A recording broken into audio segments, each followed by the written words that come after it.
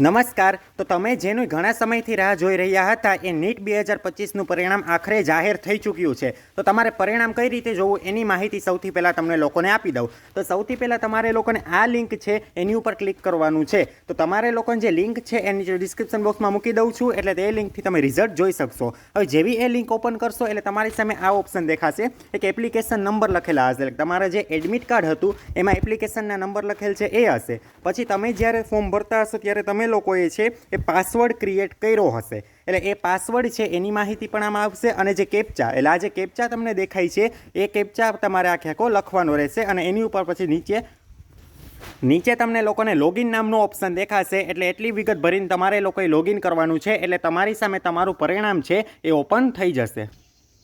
હવે તમારી સામે આ રીતનું રિઝલ્ટ છે એ ઓપન થશે. આમાં મેં છે ને માહિતી છે એ અમે હાઇડ કરી દીધેલી છે. હવે સૌથી પહેલાં તમારું રિઝલ્ટ ઓપન થશે એટલે એમાં સૌથી પહેલાં આવશે રોલ નંબર. તમારો જે રોલ નંબર હતો એ હશે. પછી આમાં તમારો એપ્લિકેશન નંબર હશે, કેન્ડિડેટનું નેમ એટલે કે જે વિદ્યાર્થીનું નામ છે એ હશે, મધર્સ નેમ છે, ફાધર્સ નેમ છે, પછી PWD છે કે નહીં એની માહિતી આપવામાં આવી હશે. પછી અહીંયા તમારો ફોટો હશે ને અહીંયા બાજુ તમારો બારકોડ હશે. હવે તમે લોકો નીચે જશો તો જે પ્રમાણે તમારે કેટલા માર્ક આવ્યા છે એની માહિતી લખેલ હશે. તો ફિઝિક્સ છે એની અંદર કેટલા આવ્યા છે એ, કેમેસ્ટ્રીની અંદર કેટલા આવ્યા છે એ હશે, બાયોલોજી એટલે કે બોટની અને ઝુઓલોજીના થઈને કેટલા માર્ક્સ હશે તે, પર્સેન્ટાઇલ તમારા કેટલા આવ્યા હશે, ટોટલ માર્ક ઓફ 10 અને વર્ડમાં લખેલ હશે કે ભાઈ તમે લોકોએ કેટલા PR છે એ મેળવેલા છે. તો ટોટલ માર્ક તમે કેટલા મેળવ્યા 720માંથી એની માહિતી છે એ આમાં તમારે લોકોએ લખેલ હશે. અને ટોટલ માર્ક 720માંથી તમારા કેટલા આવ્યા છે એ હશે. હવે જો સૌથી મહત્વપૂર્ણ ફેક્ટર કે મેં તમને જ્યારે પણ કીધું હતું કે ભાઈ જ્યારે પણ તમારું કાઉન્સેલિંગ થશે ત્યારે તમારા ઓલ ઇન્ડિયા રેન્ક ઉપરથી તમને ક્યાં એડમિશન મળી શકે એનો ખ્યાલ આવશે.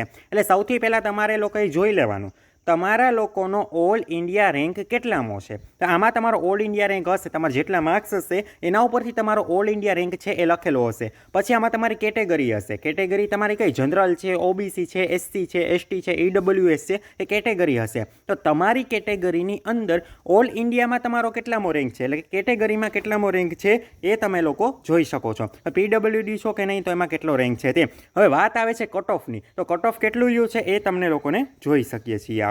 તો હવે આ કટ ઓફ છે એ તમે લોકો ખાસ જોઈ લ્યો. તો કટ ઓફમાં તમે લોકો જોઈ શકો છો કે આપણે ઓપન અને EWS માટે 50% તો 686 થી 144, એટલે આના ઉપરથી આપણે એવું ધારી શકીએ 720 કોઈને નથી. હાઈએસ્ટ માર્ક તમારા ઇન્ડિયામાં કેટલા રહેશે? 686 માર્ક્સ હાઈએસ્ટ છે. હવે તો વિચાર કરો ગયા વખતે 720 720 કેટલા લોકોને હતા. પછી 715ની આખી લાઈન થઈ હતી, 710ની આખી લાઈન થઈ હતી, 700 માર્કની લાઈન થઈ હતી. પણ આ વર્ષે હાઈએસ્ટ કેટલા છે? 686 માર્ક્સ છે.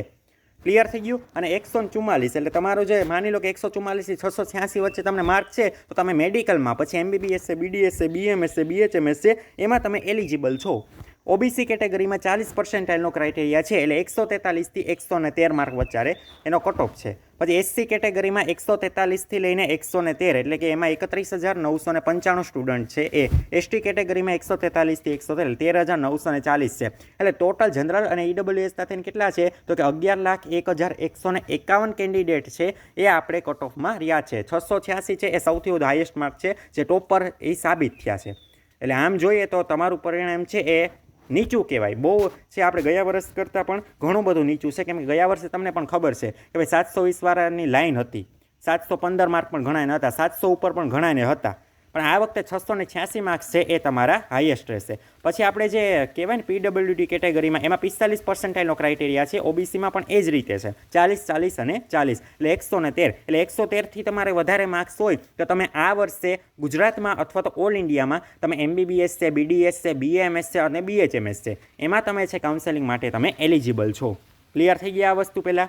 અને એક બીજી વસ્તુ કે આ તમારું પરિણામ છે આ રીતે તમારે લોકોએ જોવાનું રહેશે. અને બીજી વસ્તુ એ કે હવે આમાં છે ને હવે તમારું જો પરિણામ આવી ગયું છે એટલે એવું નથી કે ભાઈ પરિણામ આવ્યું એટલે તમારી વાર્તા પૂરી.